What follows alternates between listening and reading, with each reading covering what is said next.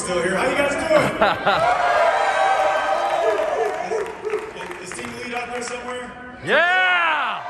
Right away! Woo! I'm fired up, guys. Hey, I got to briefly just say thank you to National Life Group for talking about the demographics and what we need to focus on. Because just so you guys know, my father's African American, my mother's Puerto Rican, I'm a black guy that can understand Spanish. Right? So we can focus on that. But one of the things that I love to share, and some of you guys have heard my story before, but really briefly, guys, I'm just proud. I'm proud of what we represent. I'm proud of who we are and what we do. But I'm proud about the crusade that we're on to bring an opportunity to change people's lives for the better, guys. Right? Yes, we have an incredible product that we're serving our community with, but we get the opportunity to help fathers become fathers again. We get the opportunity to have moms come home with their kids. Does that make sense? Oh, yeah. And that fires me up, guys. So, I mean, I'm fired up that my own father is right here. All right. Woo! My father, right? Wait a second. And, of course, my mom. Both Oh, married Mom. 40 Love years. Mom. Give it up, guys. Woo! See, we talk about being the perfect example when our story is told, and I don't have a better example to follow than my parents, right? I love what Magic Johnson said, and I found that I have something in common with him. I've got my mom's smile and my dad's work ethic. Right? but I got a couple of stories to share with you guys. And first and foremost, when I saw this opportunity, I was running an auto dealership. Many of you know that I transitioned out of the auto industry. I was managing a luxury auto store with 84 employees. And one of the things that I found was this incredible opportunity, but I had no time. And time was one thing that really was at the top of my list of things to accomplish because I have 3 kids. My beautiful wife, Marcy's right up here. There she is. Woo! Oh, Marcy. And I saw my kids growing up without me, and I wanted that to change. And I saw this opportunity. And I didn't have the time to commit, and it took me a year to finally get things moving. I made the decision, but here's what's interesting, guys, and I'll never forget this, March 2018.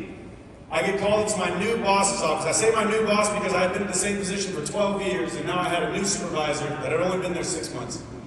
And he knew that I was a threat to him, so what he decided to do was give me a choice that he knew I wouldn't take. He asked me to either step down or transfer further away from my family in that commute. Now, you have to understand something. Rewind. 4 days prior, I invited my mentor, a guy named Ellis Paz. Some of you guys know Senior Field Director Ellis Paz, right? Ellis, my wife invites Ellis and his wife Cindy to come over to our home to pray for us. Because we wanted direction. We knew we had this PFA opportunity and we had no idea how are we going to actually transition and leave a multiple 6-figure salary to do this. We had no idea. And so he said, well, I don't know either, but we can pray. And he prayed for us. That was on Monday night. 4 days later, guys, is when I got called into my boss's office. 12 years, same location, same seat. 4 days later, after having a prayer meeting for guidance, the answer was clear, wasn't it? The answer was clear, guys. And that day, I didn't give a 2-week notice, I gave a 1-day notice. I'm done. And so, this opportunity allowed me to have more time with my kids. It gave me my life back, but just for the sake of time, I want one final story to share with you guys. And this changed my life, and it was because of this week. I got pulled outside of our meeting yesterday by a partner of ours, okay? And I want to tell you a story that he shared with me. He pulled me outside. Sorry, David, I know we're not supposed to be out there, but this was serious. He pulled me outside, and we sit down, and he starts literally pouring his heart out to me. He tells me this story of his young son, who was 6 years old at the time. And he said that he was actually having a conversation with his son, that his son came to him and said, Dad, I just want to go out and play with you. Can we just go play, Dad? And at that time, he said, I brushed my son off because I was busy with work. I brushed him off. And he's telling me the story, and he says, 2 minutes later, his son comes up and screamed at the top of his lungs, Dad, I just want to play with you. And he said it hit his heart. And to this day, that son, who is now 6, is over 21 years old. His name is Colton. He's right here. Right? And I bring him Colton for this reason, guys.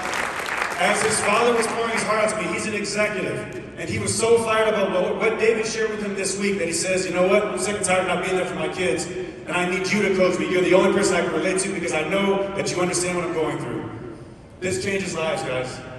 Make sure that we get ourselves out there to go change more lives. Awesome. Right? So with that, I will say one last thing, guys. Some of us are just going home. But some of you are going to EFD.